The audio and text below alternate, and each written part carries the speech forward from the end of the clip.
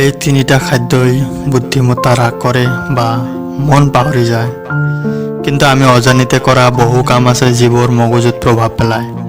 উদাহৰণস্বৰূপে কিছুমান বিশেষ খাদ্য আছে যিবোৰে মগজুত বিৰূপ প্ৰভাৱ পেলায়।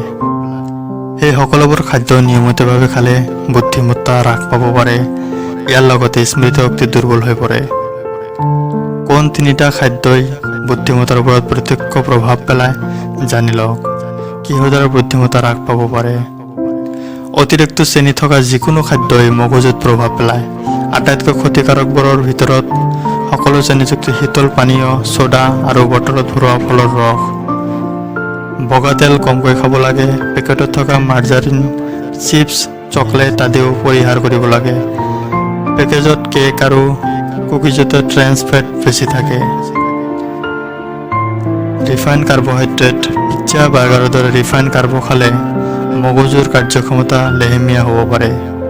ট্ৰেন্স ফেট, অতিৰিক্ত তেল থকা খাদ্য।